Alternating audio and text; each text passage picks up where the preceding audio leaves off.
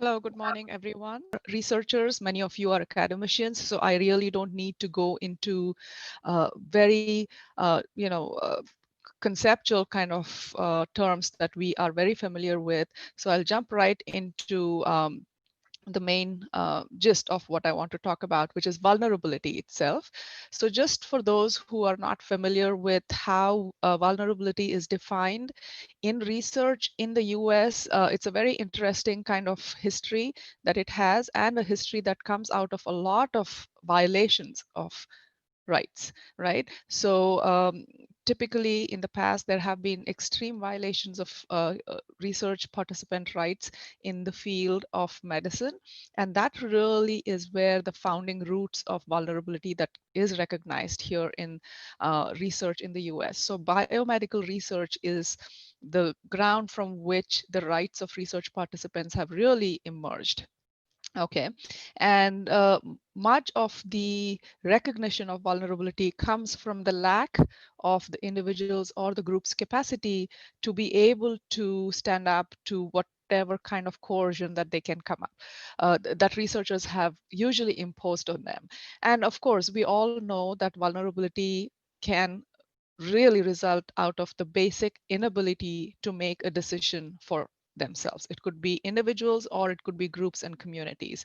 And as a result of that, what we see is a susceptibility to harm. And basically, the harm that we are talking about here in biomedical research is, of course, the physical, biological harm that is experienced by research participants by researchers putting the participants at risk. But we have moved beyond just the biological and physical type of harm that research can cause to more social, economic, legal, psychological harm as well. So what we want to understand is vulnerability is not limited just to physical harm, but to a larger context of every dimension of the research participant's life. So the concept of vulnerability is really widened. It has evolved. It was not necessarily um, the same when it started originally in the biomedical research, but it has evolved over a period of time with a lot of researchers and with a lot of activism as well. So I mentioned this basically in the last slide, but it was mostly through biomedical research. Post World War II and 1970s. I don't want to go into the detailed history of it, but what we have in the US is a commission in 1978 that came up with a report about how human subjects who are participants of research must be treated, right? So we have a committee that has been set up many decades ago that come out with standards and that have come out with protections every time any research involves human beings. Now, this is a report that really guides us. All the research that we do in the United States have mostly to go through the IRBs, which are the institutional review boards, and most of these review boards have to follow the guidelines set up by these Belmont reports. I'm sure you've heard about the Belmont report as you have studied research. I studied it while I was in India in TIS, but the implementation of the, implementation of the standards set up in the Belmont report is pretty impressive, and that is what provides the protection for most of the research participants, and that is what I want to focus upon today. So traditionally, the particular groups that were considered vulnerable were children, prisoners, people in mental health institutions, pregnant women, including fetuses. So you see the range of who the vulnerable populations are really started off with those who are captive, those who are in institutions that were in medical setup. But more recently, it has also moved and it has also evolved, just like the concept of harm and vulnerability. This also has evolved to include racial and ethnic minority groups. I'm talking about the US context. So we are talking about racial minorities and ethnic minorities. We can almost draw parallels from what I'm presenting to the social context in India. So we do have minority groups in India, and I'm sure research scholars consider the specific vulnerabilities these minority groups face even in India. People living in poverty and who are socially excluded is also an vulnerable population. So that's interesting, right? So if you're talking about people living in poverty and people who are living on the margins as considered vulnerable populations, we have a very big huge population in India to consider as socially excluded and people living in poverty as we include them in social research. So they're, they they are exposed and susceptible to harm by researchers, and we have to recognize that, and that's something that's also a part of the Belmont report. People with low levels of education and consequent low literacy and numeracy skills, and including health literacy, are considered as, I'm sorry for the typo over there in that third point, but what we want to understand is low levels of education, low levels of literacy, not just the ability to read, being literate, but also numeracy skills, quantitative skills, ability of the research subject to understand quantitatively, what's going to happen to their interests is also considered very important. And low health literacy I've brought in over here because a lot of research here, at least in the US, is about public health. And I think this is very relevant in the COVID days, also as a lot of research is being done. So health literacy is also very important in considering whether the population is vulnerable or not. The last item I want to highlight in terms of when we are deciding who vulnerable populations are is about the intersectionality in which the various identities of the people might, kind of get connected and get complex because of their multiple vulnerable social identities. So you could be a woman, you could be belonging to an ethnic and minority group, you could be a woman belonging to an ethnic minority group who is living in poverty, and then who is uneducated or low literacy and low numeracy skills. So you can see how vulnerability can easily add on, and it can pile on in such a complex way that the vulnerability index, if you can call it, for a research participant can get very complicated very quickly. Okay. And as a consequence of it, what happens is we need to put some extra time in thinking about what that does to the trust in researchers by those populations, right? Any kind of population that has experienced different types of oppressive um, conditions are always very distrustful, and they would not place their trust in medicine, science, and research, because historically medicine, science, and research have in fact caused these populations more harm than good, right? So this is the overall context I want you to understand about whenever we are talking about vulnerable populations. One is that vulnerabilities can be multiple, and then it can be complex, and it creates a power dynamic where you have the research participants or research subjects that are inherently distrustful of researchers. So that is the larger context of how research is taking place with the vulnerable populations. So quickly going into trying to understand immigrant and refugee populations in the United States. Of course, it's a very, very complex population, but I want you to understand three major broad categories. Okay, so once you have the voluntary immigrants or voluntary migrants who have come to the US because of their job, because of their family reunification, and you have a whole bunch of very qualified immigrants that come in voluntarily, right? Including from India. You have a high number of very highly educated Indian immigrants that move to the US.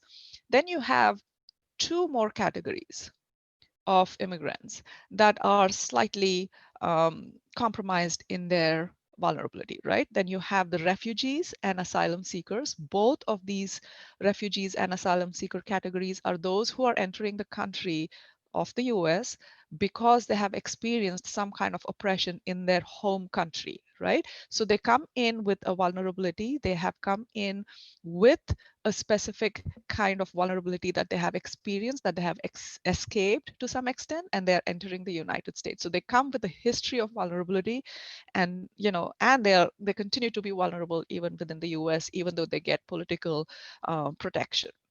And then you have a very small number, but a considerable, uh, you know, population of undocumented immigrants. So these are the folks that have entered the country and are no longer legally residing in the country, and they're known as undocumented. Many even call them illegal immigrants, but I prefer to call them undocumented immigrants. Again, that's a political issue, but again, these are the immigrants that who are extremely vulnerable. I would put them in the lowest rung of vulnerability because they are almost identityless, and what happens as a result of their lack of political identity is that they become very vulnerable and they don't have much protection against any kind of harm that they might experience. So these are the three major kind of immigrants that I would come across, or if you were to do a study on immigrants in the US, these are the very broad, very, very broad. I want to warn you that this is extremely broad. Okay, so these are the main categories. But as we try and do research with immigrants and refugees, there are some very um, basic issues that we want to keep in mind about these immigrants and refugees. We cannot lump them into one huge category and expect that there is no diversity within the immigrant groups. So one of the most important aspect is that there is a lot of diversity within the immigrant groups. The immigrant experiences can be very different for different groups, and there are a lot of differences based on their socioeconomic status, religion, and political views. So within an immigrant and refugee groups, you might have a hierarchy that we might see in a regular society. So you might have the more rich immigrants versus the more poor immigrants. And of course, every other kind of inequalities that we see in society is also reflected within the immigrant and refugee population. Okay, and you also want to keep in mind as a researcher that social support and social isolation plays out in very different ways for this population within the immigrant group. So we might like to think, oh, well, immigrant groups are very tight knit, they have a lot of social support, but at the same time, there's extreme social isolation that also plays out, which can be harmful for immigrants. So whenever we are doing research, we want to be mindful of all of these, diverse kind of characteristics of the immigrant group. And then the other thing that we want to remember is migration flows is always changing. Every decade, every year, you find with the immigration policies changing, different types of immigrants coming, immigrants coming from very different parts of the world, bringing in their own culture and bringing in their own heritage. So this group is very fluid, and this group is really unique in its sense, and it's always ever evolving. Okay, so within this group, there are some extreme vulnerabilities that we want to keep in mind. And social isolation, like I mentioned, is of course one of them, and lack of resources. So, immigrants somehow make it to America, which is great. They have come to the land of dreams, which is fine, but they can be exposed to extreme isolation. They could be in the margins, and what that leads to belonging to a community which lacks resources is that there's very low rates of participation in research. It's only the immigrant group that is very politically active or that is very resourceful that get to participate in research. Only the immigrants that are very visible, get invited to participate in research. But you have to remember that within the immigrant groups, there is a lot of invisibility also that do get ignored in research, and therefore the research findings are not necessarily very representative of the entire immigrant population. And there is a lot of marginalized and vulnerable population that are excluded from large data, because of structural factors. Now, you want to understand that much of how even in India and even in the US, everything is now linked to a part of identity. There's a social security number, there are electronic records in healthcare. There's, a lot of things a lot of information and data are electronically based. And I have health records as an example over here for research, especially when you're making health policies. If the vulnerable populations are not a part of these structural large databases, they do not get included in research decision and policy decision making about them, right? So there's a considerable amount of immigrant groups that do not participate in this larger secondary data sets. And as a result, there are policy decisions that are made on their behalf while they have not been a part of research. So that's a very, likely problem. And I'm sure we see that problem even in India. And what happens with immigrants in the United States is a very hot button issue politically, right? So every research that is being done um, on immigrants, while it helps to form policies that benefit immigrants, might also be used against them, right? So it depends on who is doing the research, depends on which university or which think tank is doing the research, and how that research might be interpreted and used for public policy. So you have to understand that vulnerability of the research participants are not just in participating in the research, but also how the findings of the research might be interpreted and used for or against them. And immigrants are largely excluded from public health, mainstream public health research because of how they are usually disengaged in the larger context. And public health is an issue that really comes up even now with the COVID crisis. And you see that a lot of immigrant populations are very suspicious. I mean, I was just listening to some of the news analysis yesterday, and we were talking about a whole bunch of conspiracy theories that are floating around about COVID and about the most effective treatments and about, well, are they going to put chips in us to monitor us and all of that, right? So all of that kind of gets even more inflated with when it comes when immigrants are not being a part of public health research and debate. And that is with any vulnerable population. This distrust can be extremely dangerous. Okay, um, so in there are two major kind of ethical dilemmas that I want to focus on. Just Dr. Halyal, you can wave at me if I'm going over time and I will stop. Okay, but just give me an indication at 5 minutes, so I'll start to wrap up. So there are two major ethical dilemmas that we see with research with immigrants. Of course, the researchers that are conducting research with immigrants are very, very concerned about the humanitarian concerns, right? The researchers want to highlight the issues that impact immigrants in various aspects of their life, from education, political participation, civil participation, economic participation. But there is a conflict between how to bring out these humanitarian concerns and also be very scientifically rigorous.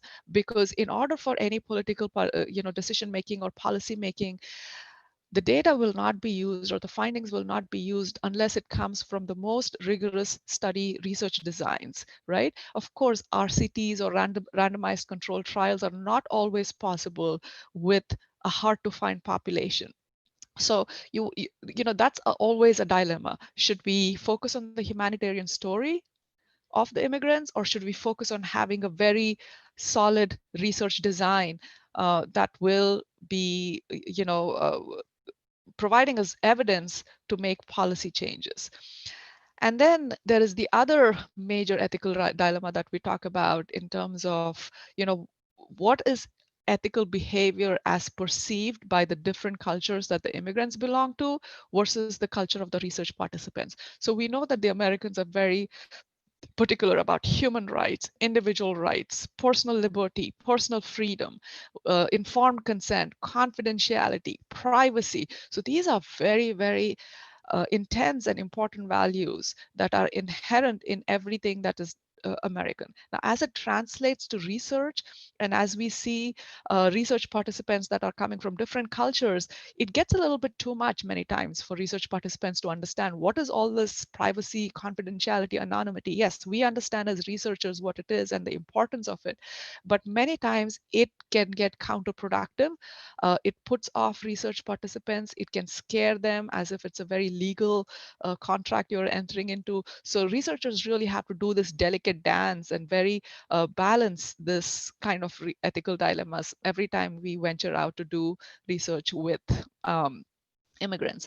And this, of course, is the standard research methodological stages that we have in any research course, and I'm sure many of you that teach research courses are very familiar with it. But what I want to highlight with is vulnerability can come up in every single stage of this research process. So as we are framing our research questions, we want to make sure, are we framing the right questions? Are these the questions that are important to the people that we are researching?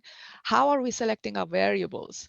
Are these variables applicable? Are these variables, in fact, relevant even? to immigrants, right?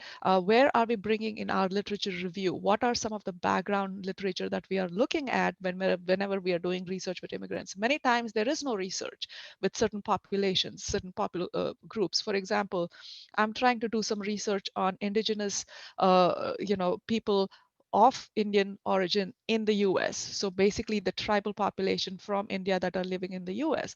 Now there's so little literature out there about the immigrant journey of tribal populations that move outside India, right? There is no literature available. There's very few scholars who have even talked about it. So what is my responsibility as a researcher when I'm doing my literature review? Can I borrow from other tribes, maybe in the US or in the Latin Americas or in African communities? So that's something that I'll have to be very careful about. What is the major purpose of the research? Why am I doing the research that I'm doing with the vulnerable populations? Again, extremely important question that every researcher to ask every time we deal with vulnerable populations. Is this research absolutely necessary? Is it going to benefit the vulnerable populations? Right? And at every stage, of course, with sampling, how am I going to pick, is it possible to have a probability sample with invisible populations, hard to reach populations? It's almost impossible because we don't have a sampling frame from which we can select our subjects, right? And then what kind of measures are we using? Are we using the right questionnaires? Are we using the right questions? How are we doing the data collection? And of course, even in data analysis, we have to be very careful how we are analyzing the data and how we discuss the implications of all of these research. So basically, my point being, at every stage of research methodology, we have to be very, very careful, and we have to be very mindful of how the different vulnerabilities of the population we are studying might come out in each of these different phases. Okay. And then, of course, I'm going to spend 2 minutes on specific aspects of ethics that are important, which is assessing risks and benefits. Are the research population who are, the study participants, able to assess the risk and benefits for themselves? Are they able to give proper informed consent? And how do incentives play a role in actually being coercive, or can that become a coercive aspect of being forcing the participants? Because if you're poor, if you already have so many vulnerabilities going on for you, will participating in research, is it an incentive or is it some kind of coercive way for you to engage in research? And of course, maintaining confidentiality. So these are the 4 items that I want to kind of stress on.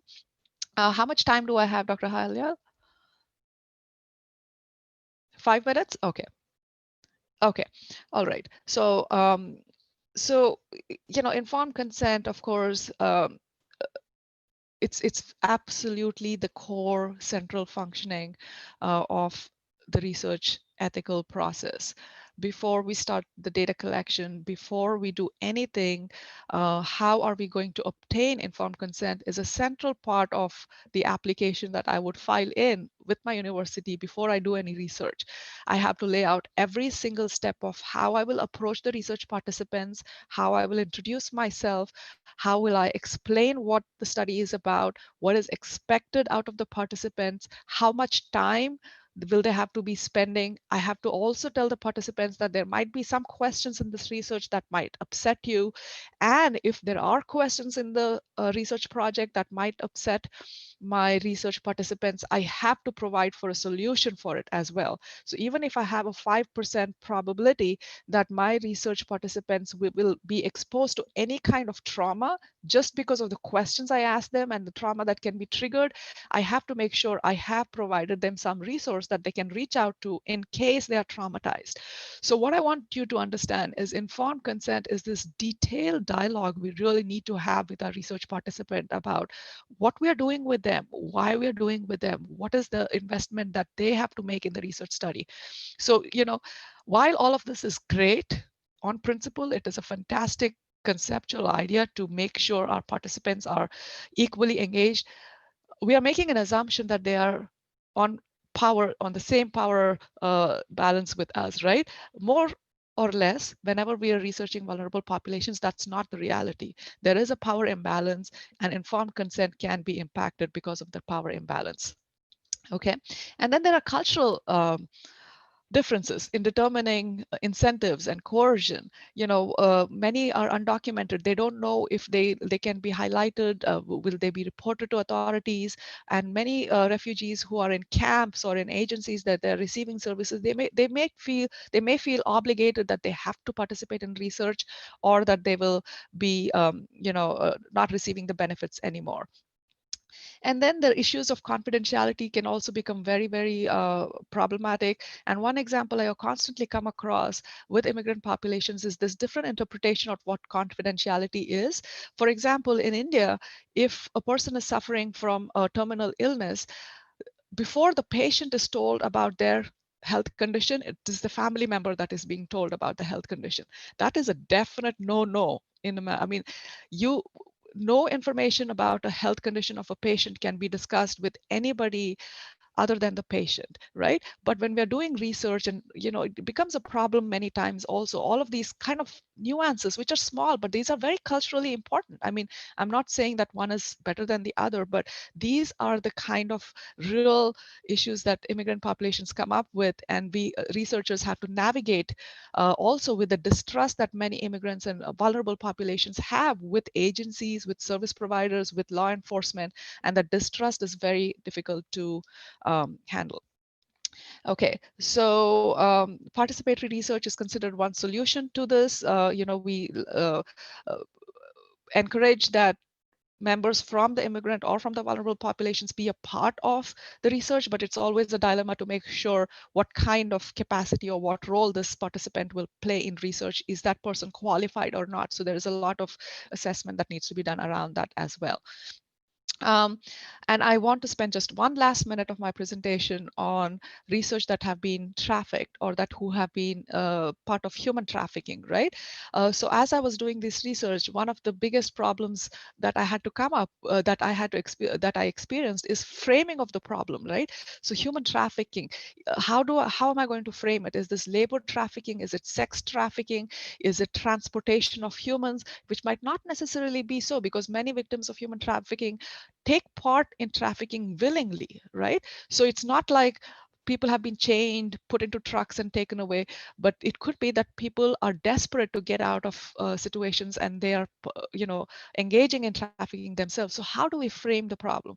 The other problem that I experienced is the terminology used. Are they survivors? Are they victims? And then if you look at many of the theoretical frameworks that we have to use in research, we have to understand who is defining the problem, right? And where the problem definition is being defined by those in power, uh, and is that really a problem? How would the survivors or victims consider themselves? So that is one thing. And then, especially with people who have been trafficked in the US, it's a large criminal justice issue. So access to data, access to even people who have been trafficked. If I want to do research on, and I say, okay, I need 100 people who have been trafficked, it's very difficult to get data, or very difficult to get people who have been trafficked, or access to humans. I might get records of these people from agencies which have been de-identified, but I might be really impossible to meet these humans because the law protects them. I cannot just say, okay, all 100 people, let's assemble in this room and we'll fill out questionnaires, or that if you give me their email addresses, I will send them the emails and they can answer it. It's not going to happen. So there are keepers of safety protection. By that, I mean agencies that are invested in making sure that the rights of the vulnerable population, especially in this context of human trafficking, are protected from researchers like me, because although I have good intentions, there has to be an assessment of whether my research is going to be useful for that population or not. So with that, I will end my presentations. Thank you.